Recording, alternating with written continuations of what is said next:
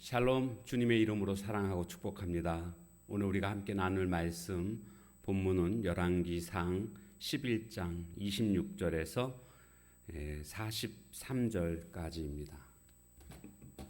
열왕기상 11장 26절에서 끝절 43절까지 말씀 보겠습니다. 솔로몬의 신하 느밧의 아들 여로보암이 또한 손을 들어 왕을 대적하였으니 그는 에브라임 족속인 스레다 사람이요 그의 어머니의 이름은 수루아이니 과부더라. 그가 손을 들어 왕을 대적하는 까닭은 이러하니라. 솔로몬이 밀로를 건축하고 그의 아버지 다윗의 성읍이 무너진 것을 수축하였는데 이 사람 여로보암은 큰 용사라. 솔로몬이 이 청년의 부지런함을 보고 세워 요셉 족속의 일을 감독하게 하였더니 그 즈음에 여로보암이 예루살렘에서 나갈 때에 실로 사람 선지자 아히야가 길에서 그를 만나니 아히야가 새 의복을 입었고 그 두 사람만 들에 있었더라. 아히야가 자기가 입은 새 옷을 잡아 12조각으로 찢고 여로보암에게 이르되 너는 10조각을 가지라. 이스라엘의 하나님 여호와의 말씀이 내가 이 나라를 솔로몬의 손에서 찢어 빼앗아 10지파를 내게 주고 오직 내 종 다윗을 위하고 이스라엘 모든 지파 중에서 택한 성읍 예루살렘을 위하여 한 지파를 솔로몬에게 주리니 이는 그들이 나를 버리고 시돈 사람의 여신 아스다롯과 모압의 신 그모스와 암몬 자손의 신 밀곰을 경배하며 그의 아버지 다윗이 행함 같지 아니하여 내 길로 행하지 아니하며 나 보기에 정직한 일과 내 법도와 내 율례를 행하지 아니함이니라. 그러나 내가 택한 내 종 다윗이 내 명령과 내 법도를 지켰으므로 내가 그를 위하여 솔로몬의 생전에는 온 나라를 그의 손에서 빼앗지 아니하고 주관하게 하려니와 내가 그의 아들의 손에서 나라를 빼앗아 그 10지파를 내게 줄 것이요 그의 아들에게는 내가 한 지파를 주어서 내가 거기에 내 이름을 두고자 하여 택한 성읍 예루살렘에서 내 종 다윗이 항상 내 앞에 등불을 가지고 있게 하리라. 내가 너를 취하리니 너는 내 마음에 원하는 대로 다스려 이스라엘 위에 왕이 되되 내가 만일 내가 명령한 모든 일에 순종하고 내 길로 행하며 내 눈에 합당한 일을 하며 내 종 다윗이 행함 같이 내 율례와 명령을 지키면 내가 너와 함께 있어 내가 다윗을 위하여 세운 것 같이 너를 위하여 견고한 집을 세우고 이스라엘을 내게 주리라. 내가 이로 말미암아 다윗의 자손을 괴롭게 할 것이나 영원히 하지는 아니하리라 하셨느니라 한지라. 이러므로 솔로몬이 여로보암을 죽이려 하매 여로보암이 일어나 애굽으로 도망하여 애굽 왕 시삭에게 이르러 솔로몬이 죽기까지 애굽에 있으니라.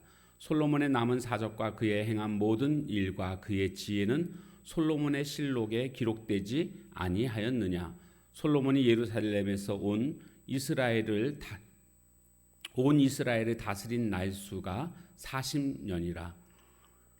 솔로몬이 그의 조상들과 함께 잠에 그의 아버지 다윗의 성읍에 장사되고 그의 아들 르호보암이 대신하여 왕이 되니라. 아멘.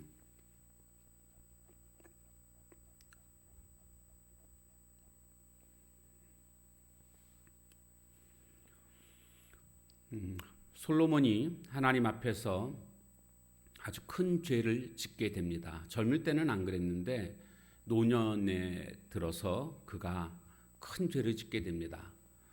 먼저는 이제 이방 여인들과 결혼하는 것, 이것이 하나님의 명령을 어기는 것이었고 그로 말미암아 그 다음에 필연적으로 오게 됐던 결과는 우상 숭배였습니다. 하나님이 가장 미워하시는, 가장 싫어하시는 죄가 우상 숭배인데 솔로몬 왕이 바로 그런 우상을 숭배하게 되는 모습을 우리는 보게 됩니다. 하나님은 이에 대해서 이제 징계를 하시는데 에돔의 하닥과 또 수리아의 르손을 통해서 하나님은 징계를 하십니다. 이 징계를 통해서 솔로몬이 돌이켜 돌이켰으면 좋았을 텐데 돌이키질 않습니다. 하나님은 또다시 징계를 하십니다. 바로 오늘 본문에 나오고 있는 여로보암을 일으키셔서 그로 말미암아 또 이제 징계하시는 그런 장면을 볼 수가 있습니다. 이스라엘은 12지파입니다. 오늘 보니까 아히야 선지자를 통해서 10지파를 이 여로보암에게 넘겨주겠다라는 겁니다. 그리고 한 지파, 즉 여기 한 지파는 유다 지파입니다. 유다 지파만 그냥 솔로몬에게 남게 하겠다. 내 후손에게 계속 그 남게 하겠다. 이런 겁니다. 그런데 12지파지 않습니까? 그런데 10지파, 한 지파 그러면 한 지파가 부족한데 그 어떻게 된 거냐면요. 원래 이스라엘은 12지파인데 레위 지파는 땅을 분배받지 못했습니다. 그래서 12지파에서 이렇게 빠지게 됩니다. 그리고 대신에 그 요셉 족속이, 즉 요셉의 아들 에브라임과 므낫세가 있지 않습니까? 그 두 명이 하나씩 지파를 형성하게 됩니다. 그러니까 다른 지파보다 복을 많이 받은 사람이 바로 요셉이지요. 요셉이 그만큼 큰 일을 하지 않았습니까? 요셉 덕분에 온 집안이 다 살게 되는 그런 일이 있었습니다. 그렇기 때문에 요셉에게는 두 아들이 하나의 지파를 형성하게 됩니다. 그래서 레위 지파가 빠지고 그 요셉이 그 에브라임과 므낫세가 거기 하나씩 지파를 차지함으로 12개 지파가 됩니다. 그런데 유다 지파가 빠지면 남쪽 유다 지파가 바로 이제 다윗 솔로몬으로 이어지는 그 지파 아닙니까? 그런데 11개인데 나머지가 11개인데 오늘 말씀해 보면 10개 지파를 주겠다라고 했거든요. 그러면 10개 지파면 하나의 지파가 빠지지 않습니까?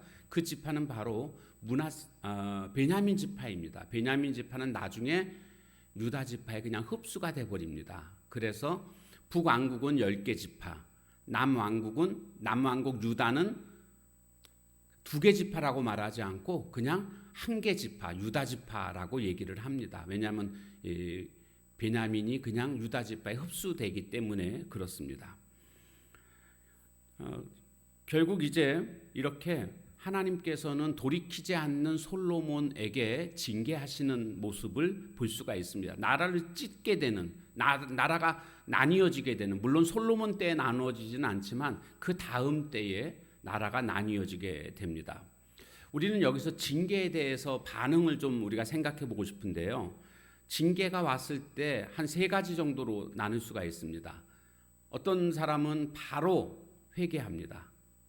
그런가 하면 어떤 사람은 꿈쩍도 하지 않아서 더 큰 징계가 임하고 나서야 그때서야 돌이키는 사람이 있습니다. 그런가 하면 3번째로는 징계가 왔을 때 더 완악한 모습을 보이는 사람이 있습니다. 곧바로 회개하는 사람은 요나서에 보면 니느웨 성 백성들이라고 할 수가 있습니다. 요나 선지자가 니느웨 성에 가서 40일이 지나면 이 성이 무너질 것이다 막 이렇게 외치니까 왕부터 모든 백성들, 그 심지어는 동물들까지도 다 베옷을 입히고 아무것도 먹지 않고 심지어는 물도 먹지 않고 금식하게 되는 이런 자세를 취하지 않습니까? 그리고 회개합니다. 이처럼 바로 회개하는 이런 모습이 있는가 하면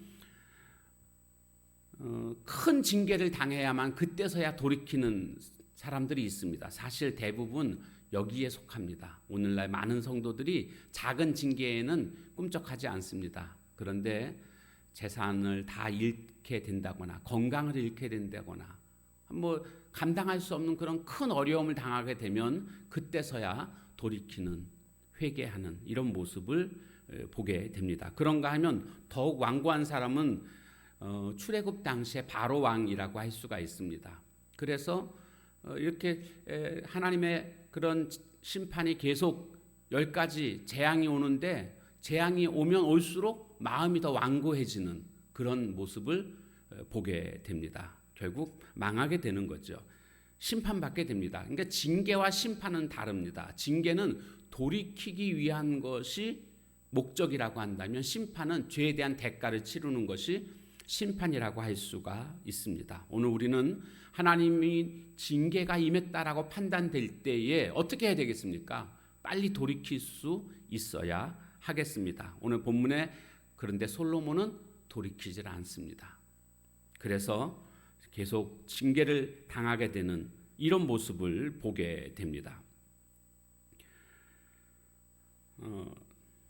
특별히 그런데 이런 징계가 옴에도 불구하고 하나님은 징계 속에서도 하나님은 긍휼을 베푸시는 모습을 보여주고 있습니다. 32절에 보면 오직 내 종 다윗을 위하여 이스라엘 모든 지파 중에서 택한 성읍 예루살렘을 위하여 한 지파를 솔로몬에게 주리니, 그러니까 완전히 망하게 하지 않는다는 겁니다. 그 이유는 다윗에게 한 약속이 있다라는 거죠.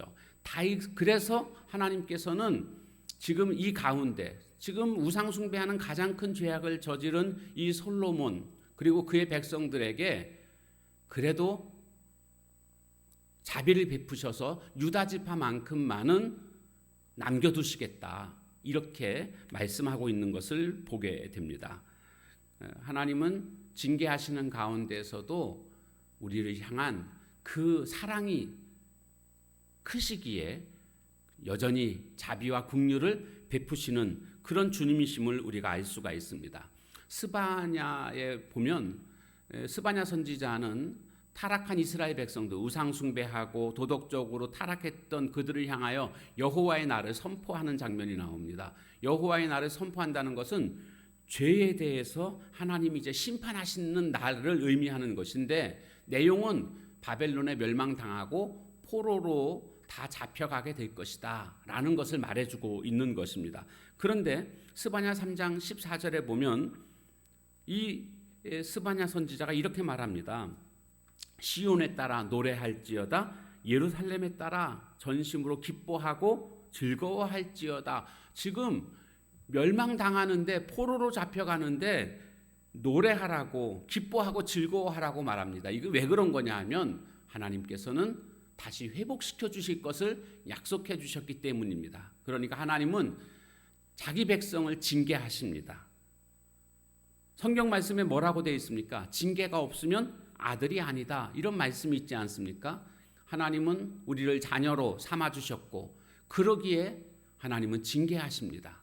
그런데 이 징계는 죽으라고 망하라고 하는 것이 아니고 돌이키라고 주시는 것이 징계입니다. 그러기에 징계 가운데서도 하나님은 자비와 긍휼로 함께 해 주십니다. 사실 그 하나님의 자비와 긍휼이 있기 때문에 우리가 그렇게 못나게 하나님 앞에서 죄짓고 하나님 앞에서 실수하고 그렇게 못난 모습들이 많이 있음에도 불구하고 그 자비와 긍휼로 인하여서 하나님이 우리의 손을 여전히 붙잡고 계신 것 아닙니까?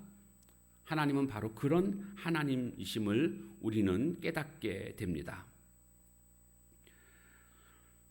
자, 그러면서 이제 솔로몬이 이제 마무리되는 내용이 그 다음에 나오고 있습니다. 솔로몬이 마무리하게 되는데, 솔로몬이 한 일이 뭡니까? 성전 지었죠. 그리고 왕궁을 지었습니다. 그리고 나라를 부강하게끔 하기 위해서 수많은 성들을 건축했습니다. 그래서 실제로 나라는 부강해졌습니다. 그런데 결과는 뭡니까?